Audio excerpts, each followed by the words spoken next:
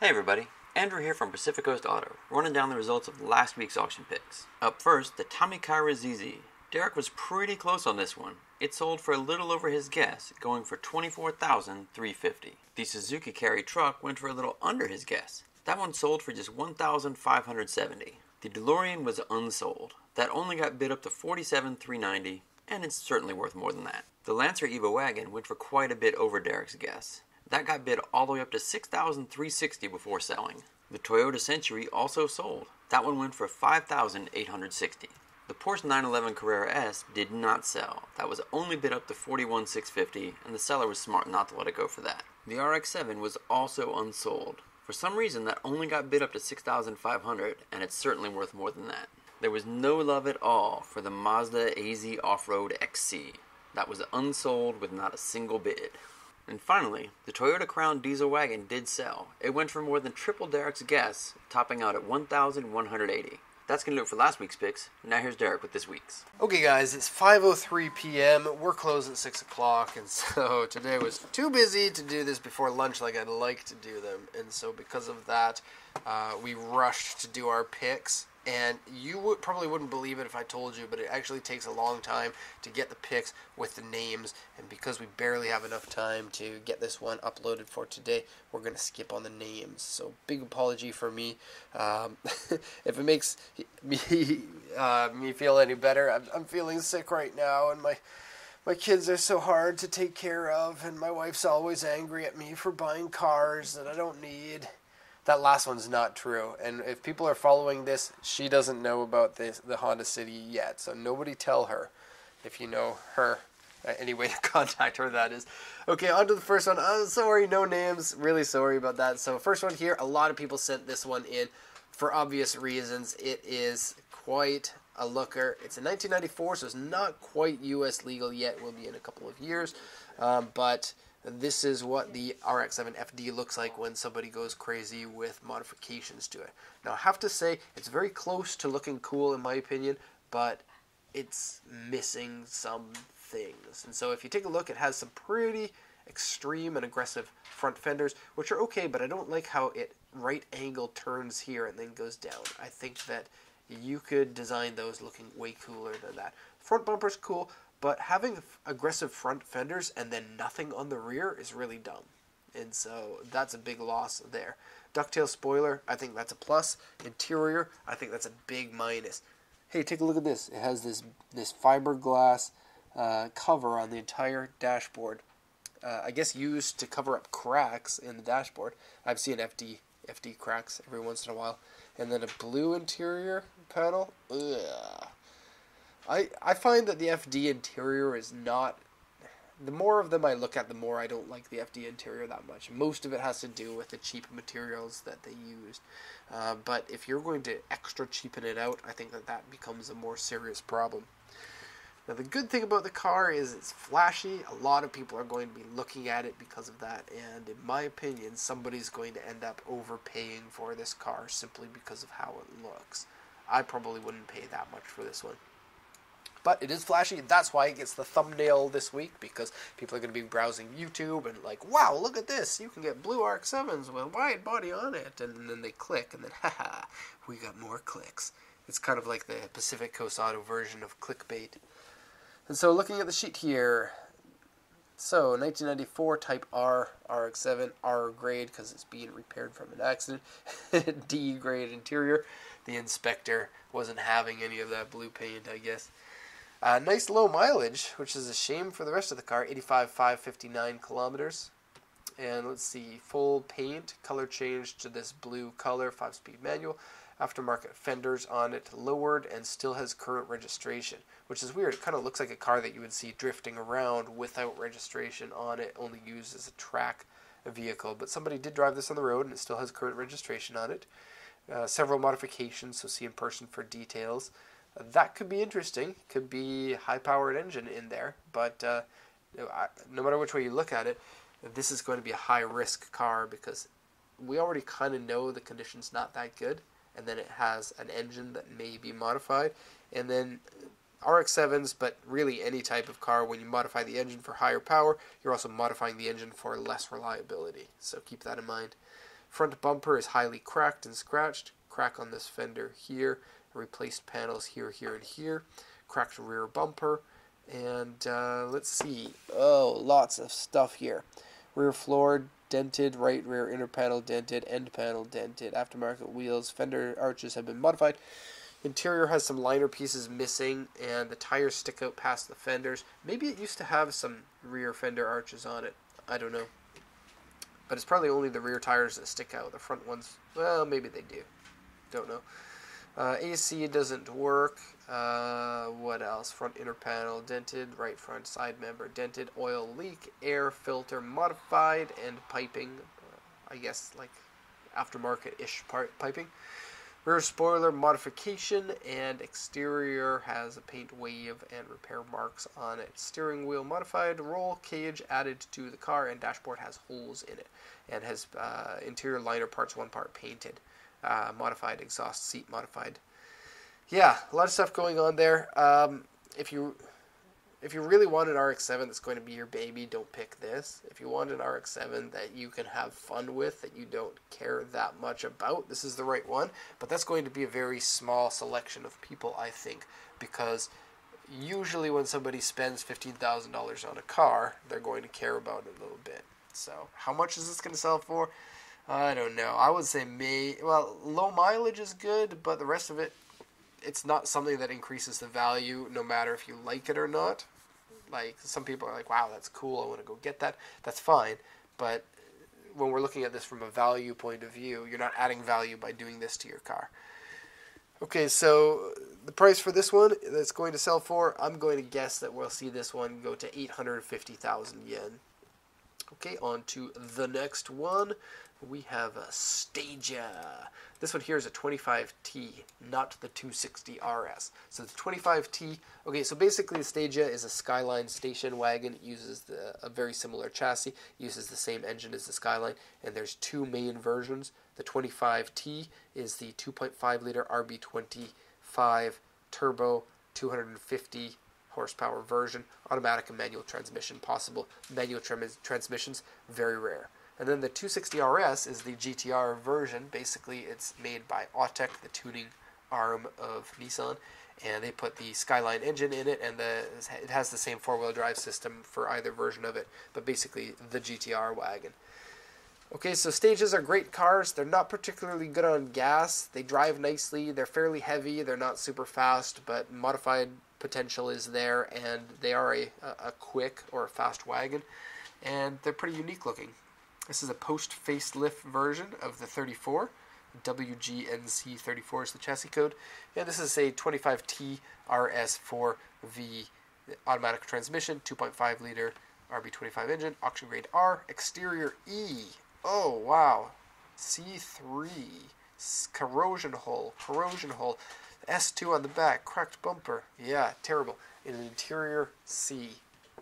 109,809 kilometers. They rust in a really weird spot. Where the mirror here, the water goes down like this, and then it rusts right where the water reaches the door, and then makes like a rust stick here. And it's only on Stages, it's not on the Skylines. Very strange. Skylines have their own thing where they rust near the light at the back.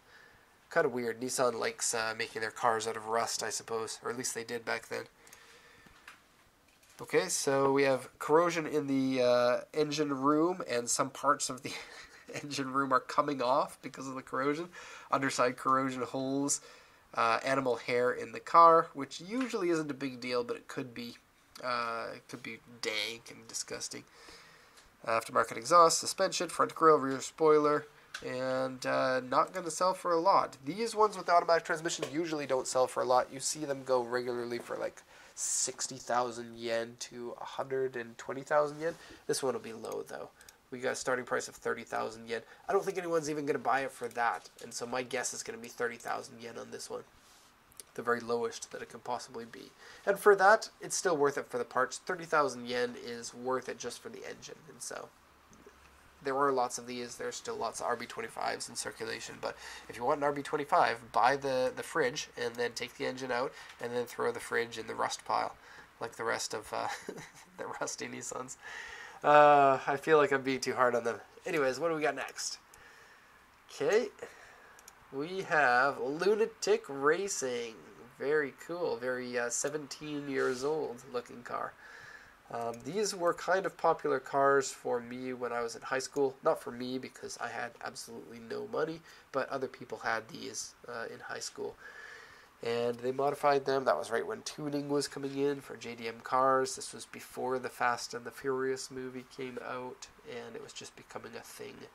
So this one, he's the previous owner was a lunatic. Apparently, he ripped out the carpet, put in Type R Type R seats from a DC2 or a Civic Type R.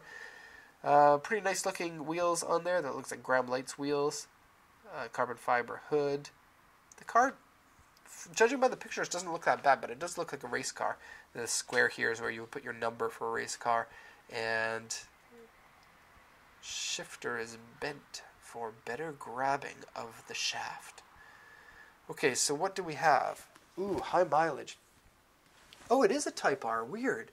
I expected it not to be a Type R because Type Rs are yellow or white or black only. This one's been changed to like a color that people wouldn't change their car to if it was their choice. This is kind of the color that people reluctantly get when they can't find a Civic that's in a better color. Like, of all colors, this is the one that typically sells for the lowest price. And someone was like, I think I'll paint my Type R in this weird burgundy color. Nothing against the color, it just lowers the value a lot. And so this is a Type R, so that's really weird. 1600cc engine, it's an EK9, 195, 431 kilometers is pretty high, especially if some of those kilometers are going to be on the racetrack. Has adjustable suspension, DC2 final gear, which is probably shorter than the Civic. I don't know, that doesn't make sense. Maybe taller than the Civic. Aftermarket exhaust, aftermarket wheels, aftermarket exhaust manifold, roll cage in it, aftermarket radiator, Cusco LSD, ATS carbon clutch, has been converted to a two-seater on the registration, and several other modifications, so see in person for details. Looks like the body is pretty trashed, but if you do want to have a Civic for like Type R for a race car, this could be pretty cool, because you could probably get it for a lot cheaper than any other Type R, and the Type Rs are getting so expensive these days, and so this could be your only way to get into a Type R if you don't want to spend that much money. Okay, so condition. There was some accident damage here. Front inner panel and core support are dented. Doesn't seem to be that bad. Front bumper has holes for modifications. Front fenders modification holes. Seat is saggy and stained. Carpet's been removed. Door mirror paint is a different color. It looks like only one of them the paint is a different color, because this one looks like regular. So that was authentic JDM racing damage that caused that to be done. All of it is authentic damage. Listen to me sell this car. Everybody needs this car. The damage is JDM damage. It's worth money. Yeah, so, wow. How much is this going to sell for? Well, a regular Type R in good condition, you're seeing them go for over 1 million yen still these days. Up to 2 million yen sometimes. This one here, I'm going to see a big price discount off of this for the high mileage, the bad condition, the bad paint, the stripped interior, the roll cage, the fact that it's been raced. All of these are going to be lowering the value. Starting price is 200,000 yen. Probably see this go for about 420,000 yen. Is going to be my guess. Okay, on to the next one. We have how do you pronounce this? Celica. That's probably how you pronounce it, I'm guessing. I might be wrong about that. And it has been adorned with the lovely Hatsune Miku all over the body. And I know who that is because I have a daughter who is in love with a Japanese singing idol. This is really weird. If you don't know who Hatsune Miku is, check it out. So she's this character here. Apparently she looks at people from the back window of your hot Celica. And so she's a singer, but she's all animated. But there's actually no voice in it. Her voice comes from a computer algorithm that mimics human speech. And so they program the computer with the words they want her to say and the tone that they want her to say, and then she sings them. It's really weird. You can check out a lot of the songs on YouTube if you want. I don't recommend it because it's trash, and I am so sad that my daughter is into Hatsune Miku, but she has time to grow out of it, and so I'm rooting for her still. I'm still on her side. But this car, anyways, getting back to it. What does this say? GSRN Studio with Team KVO. Don't know. I should probably buy this car as a present for her. But she can't drive for another, at least, 7 years here in Japan? And hopefully by that time she won't be all into Hatsune Miku. Okay, so this is just the regular SS1 version of the car. It's nothing that special. It has an automatic transmission, 126,000 kilometers. There's really not a lot of value in this car. And if you put the Hatsune Miku stickers onto it, you're probably lowering the amount of people who would consider buying this car. You would raise the value for people who like this character, but people who like this character usually are not car dealers. And like, people don't buy from auction for themselves unless it's for the export market, which is most of the people listening to this video. So if you like it, that's cool. Buy it from me. I'll take pictures of my daughter inside this car with a big cheesy grin on her face if anyone buys this car. I promise you I will. Looks like the condition is not that bad. It has been in a small accident. R small, it says here. Right front inner panel has been dented. Battery is dead. And rear hatch damper doesn't work. Wiper comes off. That's weird. But the body seems to be pretty perfect. It has a medium scratch here, but generally really good looking body. Could be a good car for someone who wants an automatic Celica and boring grade version with Hatsune Miku stickers on it. Price? Yeah, 50,000 yen? Maybe? Don't know. Next one. This one. Yes. This one comes with a little bit of a story. So this is a Suzuki Alto Hustle. But they took the Alto Hustle's regular front end, fenders, hood, front bumper, headlights, threw those all into the garbage, maybe the same garbage as the rest of the Nissan Stagea goes into, and then they put on the Works front end, which is the sports car version of the Alto Works. And so you get this really weird looking vehicle that I don't know why they even decided to make it. They must have had something in mind, thinking, we'll make it with this extra big thing on the back to like put dogs in or something like that. But then with the front sports car front end, it looks really weird. Now, a few weeks ago, I was looking at vehicles to buy for inventory, and one of these came up. And when I saw this one today, I thought it was the same one, but it actually isn't. This one's an automatic transmission and just has the front face swap. But the other one that I found had a 5-speed transmission and had the full engine, like the turbocharged engine swap, which I think is twice the power of this engine. And it's the F6A. It's the same engine as in the Cappuccino and in the AZ1 and in the Alto Works. And the Alto Works being the front end that this one has. I think that that's just a cool combination, having the super sports car engine in the really dorky body. And I bid on that one enough to win it. I thought more than I thought that I could win it for, just in the hopes that I could get something really dorky and fast, because I think that that's an awesome combination. And it turned out that it was pulled from auction before the auction time, and then it never came back again for auction. And so seeing this again, it makes me feel kind of sad all over again. I have tears running down my face at the moment. Condition of this one's nothing special. Mileage is unknown. Body is in terrible shape. There's corrosion on the underside. It's automatic, and the face change doesn't really add that much value for this one. So I don't see it selling for an awful lot. Somebody in the U.S. might go, hey, I could use something like that just because it's different, and that's cool. I don't think that we have anyone interested in bidding on this. Maybe we will now that I've shown this video. But yeah, condition-wise, it probably needs a lot of work. But could be cool. Could be a good vehicle for advertising. Big window at the back. Draws a lot of attention. Especially since it's going to be very tiny. This is a very small car and a very oddly shaped car. It kind of looks like a high-top sneaker, actually. It would be really cool to like put Adidas stripes on the side and then like laces up here. Maybe that would be the opposite of cool. I don't know. It's hard to tell what's cool now that I'm 35 years old. Sometimes I think things are cool and I'm told, Dad, that's not cool at all. But then again, I have a daughter that likes Hatsune Miku.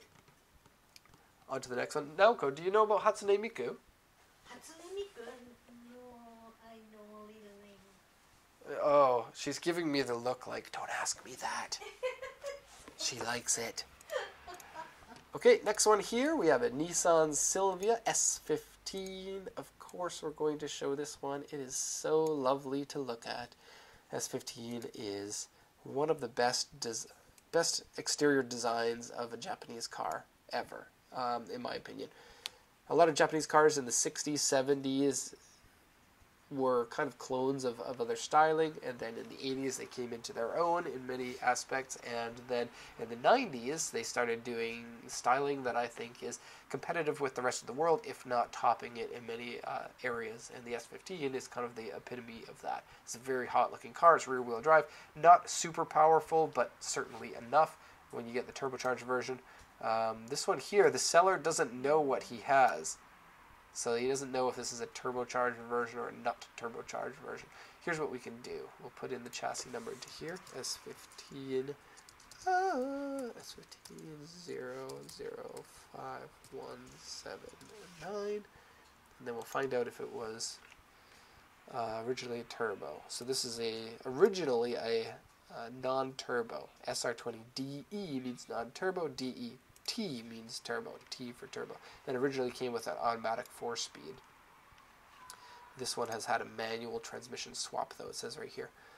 So the looks on it are really great. This is the color changed to this blue, which I guess you would consider Bayside blue. I don't know if it actually is exactly, but I would assume it is. It's Nissan's most famous blue color, and a Nissan vehicle with the famous blue color will probably sell for more because it looks awesome.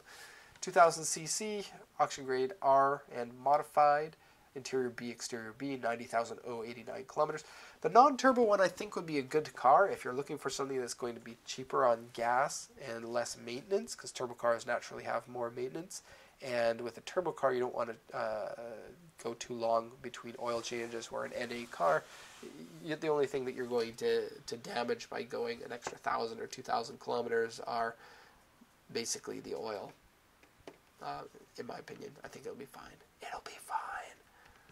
Okay, so aftermarket steering wheel, aftermarket wheels, lowered car, automatic changed to manual, and therefore it is a modified car according to Japanese registration.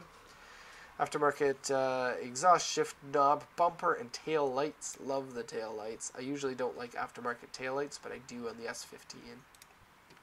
And the grade is not known. That's basically what the seller does when he wants people to accidentally bid on a car at prices that the spec R would go for, but he knows it's a spec S. It's a sneaky move. Okay, so the trunk floor is dented, end panel dented, oil leak, and it'll be very nice once I don't have this nasally, stupid, congested nose. This video sucks to shoot like this. I want to blow my nose so badly right now, but I don't want to cut the video and just so I can have a nose blow. And I don't want to record that. I don't think anyone would want to listen to that. Dashboard has glue marks on it. Headlights are cloudy. Steering wheel peeling. Underside surface rust. Wheel scratched. Door wheel scratched. Various scratches and dents. And a body that looks reasonably clean with a big scrape here underneath. I like the aero kit on it. I like the wheels on it. I like the color. This would be a cool car. I would, if it were my car, I'd want to go for a turbo or this. I think that this one is good enough for a non-turbo that it would be worth it. Oh, I thought that they were the blue seats inside. They have some blue and orange seats that come as like specialty items. It wasn't though. How much will it sell for? How much do the non-turbos of these sell for? The turbos are like 800,000 to 1.8 or 2 million sometimes. A non-turbo will be less than that for sure. Price.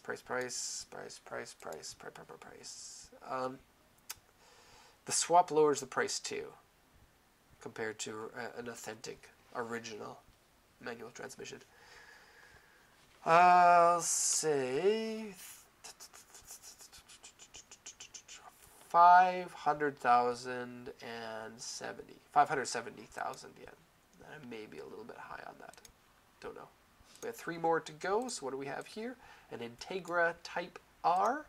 Integra Type R. Ooh, with the black seats. I like it. The red seats, strangely enough, the red seats are much more common than the black seats are in it. The red ones are the ones that people seem to always love, but when you get the rare one with the black one, that makes me smile. The DC2 with Mugen wheels on it. I think, no, maybe I'm wrong. No, I thought they were like an MF8, but, or an MF12, but they're not. Okay, so 1999 Integra Type R, the 99, 98, 99, and I think 2000 are the expensive ones. They cost a lot more than the ones that are earlier than that because they're very slightly better cars. If it were me, I would go for the early model just because of the price difference. 177, 340 kilometers is pretty high. Auction grade 3.5. Purchase from user. Aftermarket 16-inch wheels, adjustable suspension on it. Extra gauges in the interior. Carbon hood. And they decided to do carbon hood with painted, which is, they deserve a clap for that because most people will do the dry or wet carbon without the paint, and then you just see the weave on it. And then this car is fairly well known to have the black spoon hood because it was one of the cars that kind of popularized the carbon fiber hood. But good to see it without it. The ducting, I could probably do without the ducting, but certainly a lot of people love that kind of look. And the car looks good. The wheels look good. The fitment looks good, and it looks kind of like a stock car, all except for that hood. And I think it's a great look. Very nice. Okay, rear spoiler. Fender arches have been modified. So that's pulled fenders or rolled fenders. Interior cigarette burn, underside surface rust and corrosion. Air filter. Modified air filter. Seat saggy. Modified piping, like cold air intake. Momo steering wheel. Power window switch doesn't work. Headliner is dirty. Seat stained. And it looks like the body has a lot of damage. Lots of scratches, lots of dents. So that's the weak link in this car. It looks good from afar.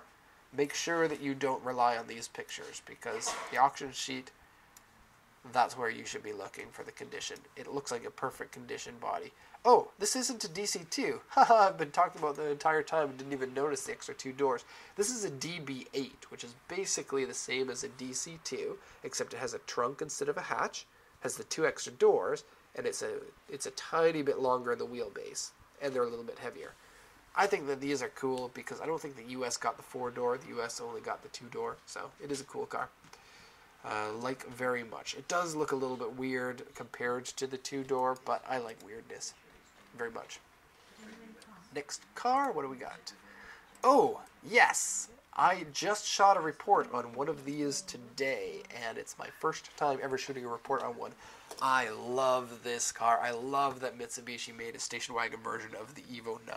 This isn't a hack job. You could actually buy these new, or you could buy them new back in 2006 from Mitsubishi. It's an Evo 9, but the Evo, or the Lancer station wagon back end, it still has, or it has the Evo flared arches, not like the other wagon. And just, oh, the fact that they made this is just amazing. Love it so much. I especially like from the back end because you can see this, the flares section has an extra piece of plastic. Now it's not a real vent, it's just a pretend one, but it kind of lets people know that you're driving something a little bit special. And everybody who subscribes to this channel knows that I love fast wagons, so this is no exception. Do we get an interior pick?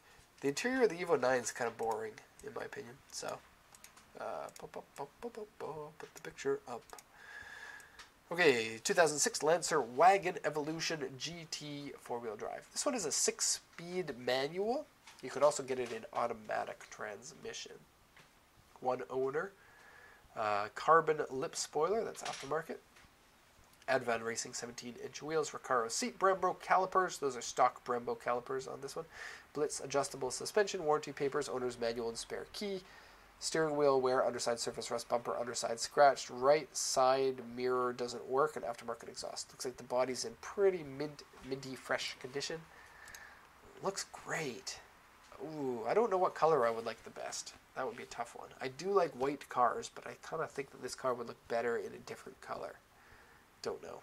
The wheels are okay. I would pick different ones, but they do look good. I would call them an 8 out of 10 wheel. If this was my car and I had the extra money, I could go for the extra. Okay, price for this one? I don't know. 1.2 million yen.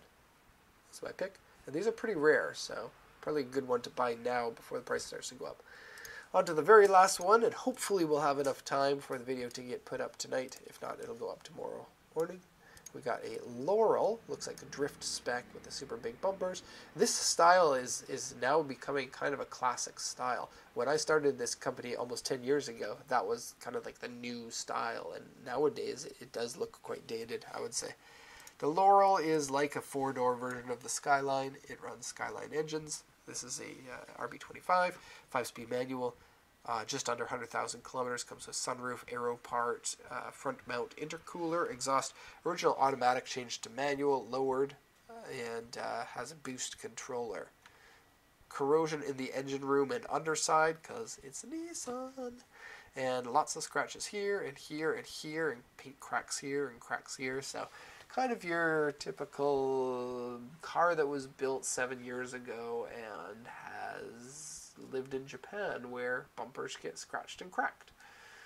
I think Laurels are good value for money. I think that the looks are decent. I would definitely go for a Chaser over a Laurel, but the Chaser is a good $4,000 more than a Laurel. So there is that, and lots of aftermarket support for this. It's an auction grade 3 and a 1999. Okay, I'll say this one 500,000 yen. Seems a bit high, but I'll go with it anyway. And that will be it. I'm going to turn it off, and we'll see if we can get this up tonight. We have another, 27 minutes. Maybe we can do it, maybe not. We'll see. All right, that'll be it for this week. See you again next week.